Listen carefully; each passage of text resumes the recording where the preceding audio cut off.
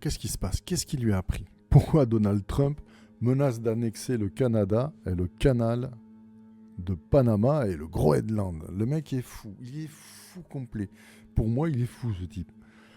Allez, on décortique ça. Alors, c'est un ancien article, hein, déjà, tout le monde le sait, mais j'aimerais qu'on parle de ça, qu'on voit pourquoi il veut annexer, là, d'où lui vient l'idée de dire à d'autres pays, je vais vous prendre un morceau. À quel moment? Je ne sais pas. Voyons ça. Donc, il a été investi le 20 janvier.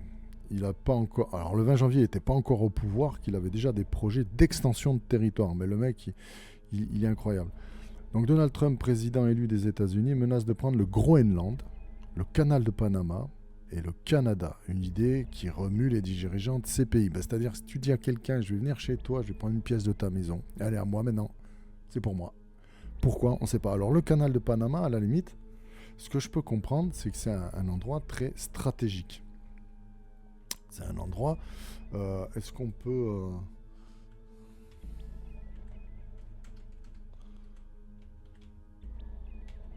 Est-ce qu'on peut avoir une photo? Voilà. Ça que je vais vous montrer. Voilà. On va même le grossir. Voilà. Alors là, vous avez l'océan Atlantique, si je me trompe pas. Et on va à l'océan Pacifique. Et au lieu de faire tout le tour, vous voyez, vous imaginez le tour qu'il faut faire pour passer? Il faut faire tout le tour du continent. Là, au Panama, quand vous voulez passer de l'un à l'autre, ben vous passez par le Panama. Et en fait, ils ont fait un canal. Voilà. Et vous arrivez, vous traversez d'un océan à l'autre. Voilà, vous avez juste ça. Vous gagnez des semaines de navigation, de transport. C'est utile. Alors, il y a des droits de douane, évidemment, parce que du coup, maintenant, tous les transports maritimes de ces itinéraires-là passent par là. D'accord? Voilà, vous allez en Afrique, vous passez par là. Si je dis pas de bêtises, tu peux me corriger dans les commentaires, il n'y a pas de souci. Mais c'est un point stratégique. À la limite, qui se bataille là-dessus, c'est sur son continent. Voilà, Amérique du Sud. Ils ont aidé à la construction, ils leur ont donné, ils négocient. Bon, c'est pervers, hein, c'est tordu, compréhensible. Mais le Groenland, qui est un pays qui est pas du tout à côté de chez lui, et le Canada, qui est un pays souverain, comme la France, enfin comme tous les pays d'Europe, comme les pays d'ailleurs. Je sais pas, tu dis pas, il va pas arriver. Alors, un jour, il aura envie de plage, il va dire, ben voilà, moi je viens à Cannes, à Côte d'Azur, ça c'est à moi maintenant, c'est américain. Mais c'est particulier quand même. Donc, on continue. À quelques jours de son investiture, Donald Trump ne cesse de menacer le Groenland, le canal de Panama donc, et le Canada. Le président des États-Unis veut négocier ces territoires. Une idée qui remue oui, ça j'ai déjà dit, les présidents. Ça, c'est normal, ça les fait chier. Donc il ne va pas envahir le Canada, il ne va pas déclarer la guerre au Groenland, même s'il le menace. Parce que apparemment, il menace carrément leur déclarer la guerre. Enfin, je ne sais pas s'il envahit le Groenland. Les Vikings, ils ne vont pas être contents. Le Danemark, il va faire la tête. Donc il agite les armes de la négociation avec l'expérience qu'il a. Il a été à la Maison-Blanche, il sait comment ça marche. Donc, alors ça, c'est Alexandre Malafaille, fondateur du Think Tanks Sinopia. Voilà, donc un Européen. Donald Trump a affirmé qu'il voulait l'annexation et pourrait même utiliser la force pour les annexer. Mais après, pour moi, il est un peu Hitler, ce type. Il est fou, quoi. Il a des idées. Et on va regarder un autre... par rapport à ça, un autre article aussi, parce que pour sa négociation, il utilise les droits de douane. Vous allez voir que moi, ça m'a tué de rire, l'info. Il y a beaucoup de bluff aussi dans ce qu'il fait. Donc le président élu a alors ravivé les tensions avec le gouvernement danois en disant vouloir acheter le Groenland. Le mec, il va acheter un pays. Pourquoi se faire chier? Moi, j'achète. C'est à moi. Allez, pas cher. Territoire autonome du Danemark. Il a affirmé quelques jours avant Noël que les États-Unis d'Amérique estiment que la propriété et le contrôle du Groenland sont une nécessité absolue. Alors si tu sais, dis-moi, hein, mets-le en commentaire parce que je vois pas pourquoi les États-Unis veulent le Groenland. À moins qu'il y ait du pétrole dessous. Oui, parce que le climat, on est en train de le détruire.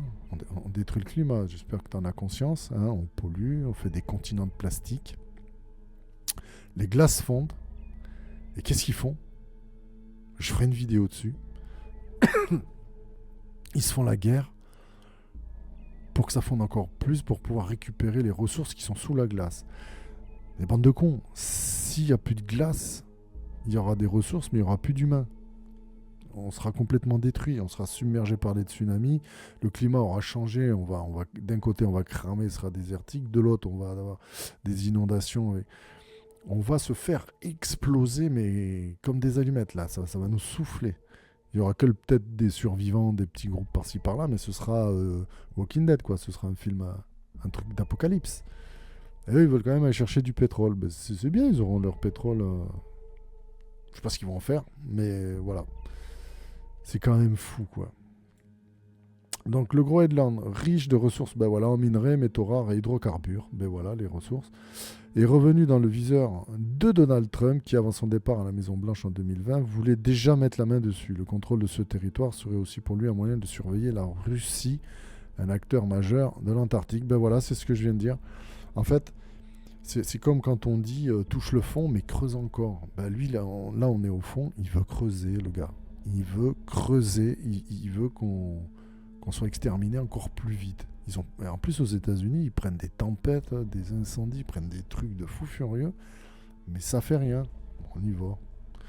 De son côté, je me demande s'il faudrait mesurer le QI des dirigeants quand même, parce que, où que ce soit, hein, même dans notre pays, il y a des fois, tu te dis, je sais pas, ils sont suicidaires, ou alors ils sont tellement cons qu'ils décident de faire un truc, et même si le monde entier est contre, c'est moi qui ai décidé, c'est moi qui fais.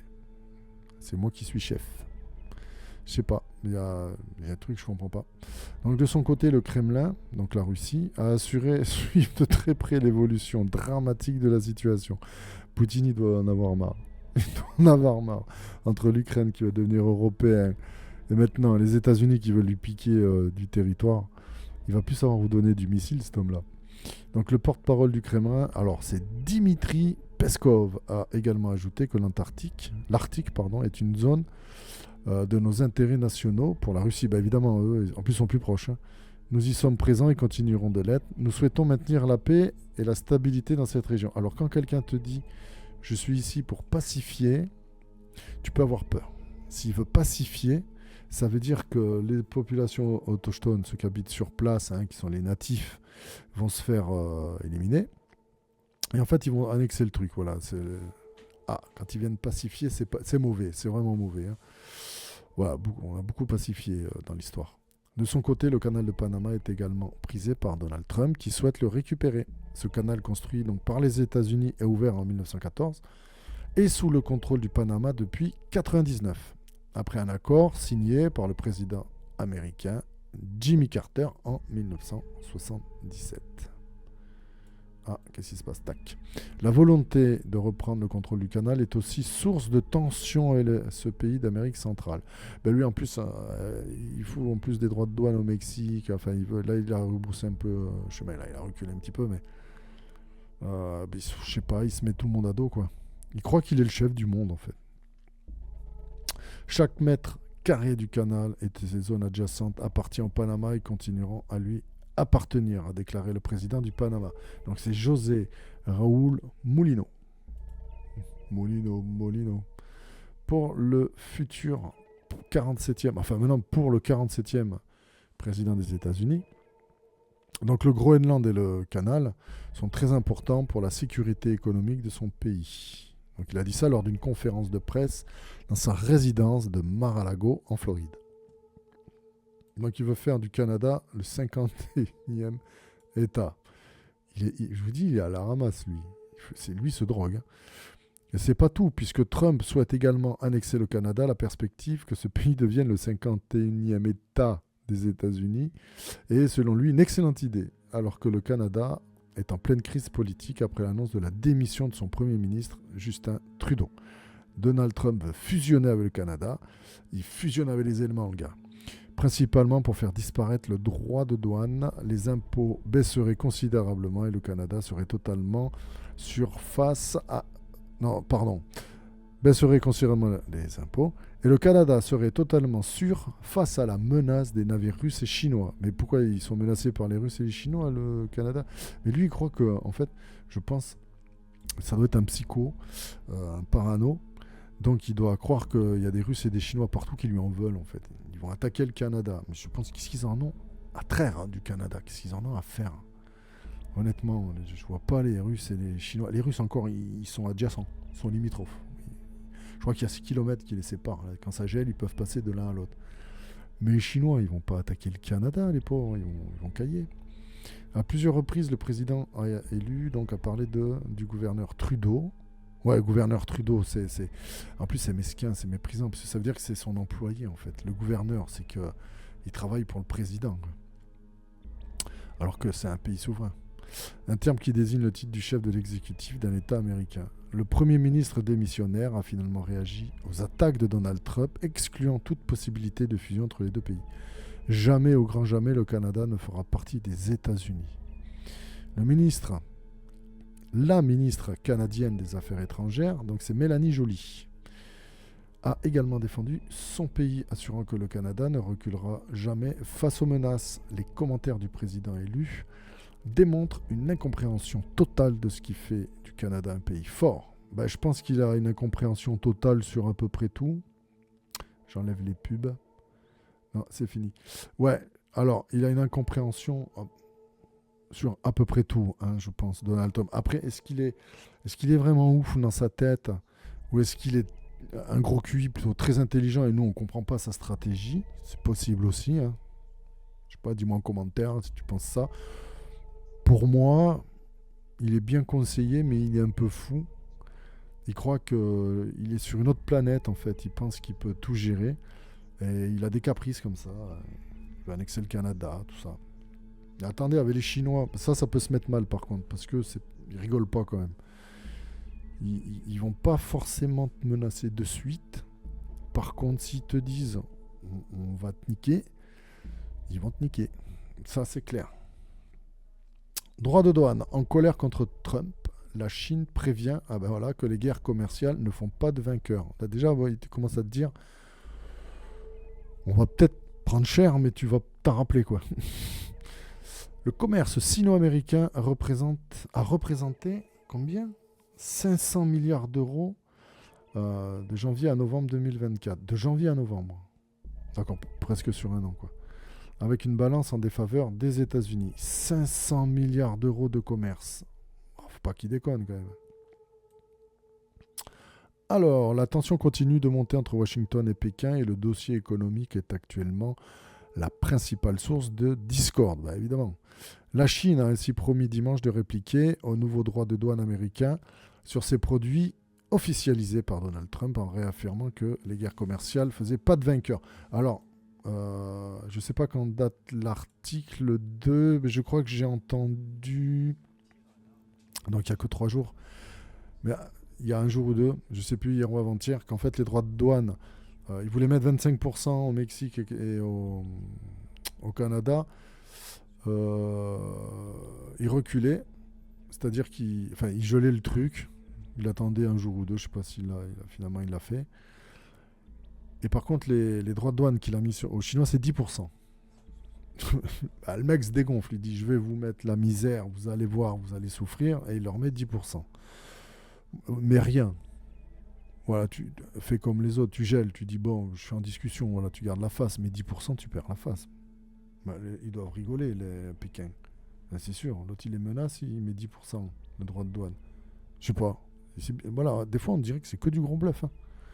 Donc le président américain a imposé samedi 10% de taxes supplémentaires à celles déjà existantes sur les biens provenant du deuxième plus important partenaire des États-Unis derrière le Mexique. Déjà, s'ils font 500 milliards de CA, de chiffre d'affaires, voilà, tout compris, tu vas perdre des sous. Le commerce sino-américain représentant environ 500 milliards d'euros en plus, sur les 11 premiers mois de 2024.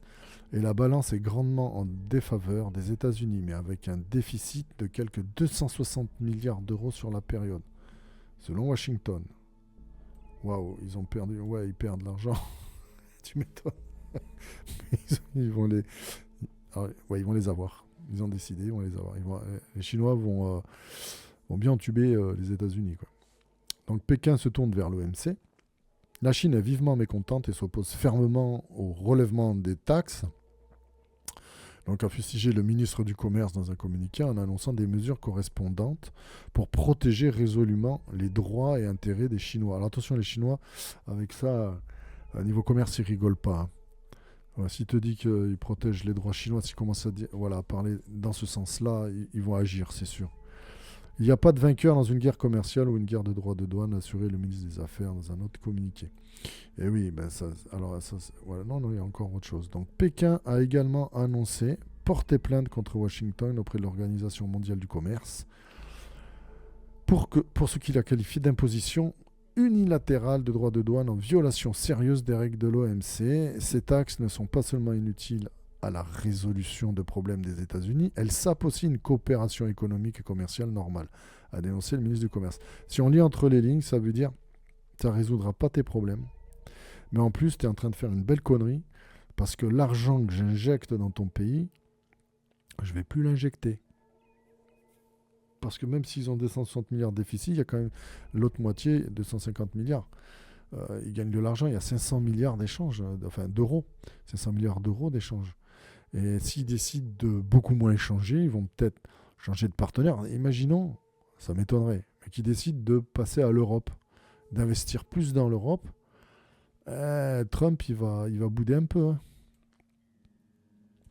La Chine espère que les États-Unis vont objectivement et rationnellement regarder et s'occuper de leurs problèmes tels que fentanyl plutôt que de menacer à tout bout de champ d'autres pays avec des droits de douane, a poursuivi le ministère. Pékin exhorte, alors exhorte ça veut dire qu'il leur demande fortement quand même, les États-Unis à corriger leurs pratiques erronées, à faire face à leurs problèmes et à avoir des discussions franches, à renforcer la coopération et à gérer des différences sur les bases de l'égalité, du bénéfice et du respect mutuel. Ça veut dire arrête de me casser les bonbons parce que là tu me saoules. Là, ils sont en train de lui dire tu me saoules.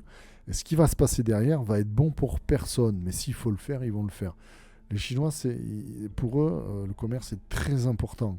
C'est vraiment quelque chose de vital.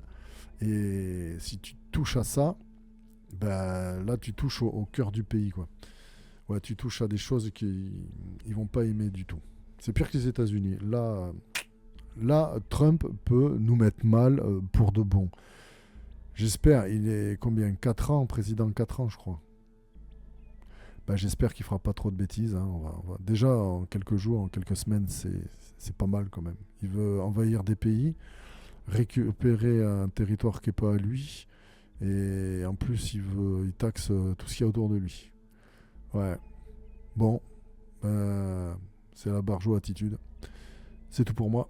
N'hésite pas en commentaire à dire ce que t'en penses. Et puis si c'est pas fait, abonne-toi. Ça m'aidera beaucoup. Ciao.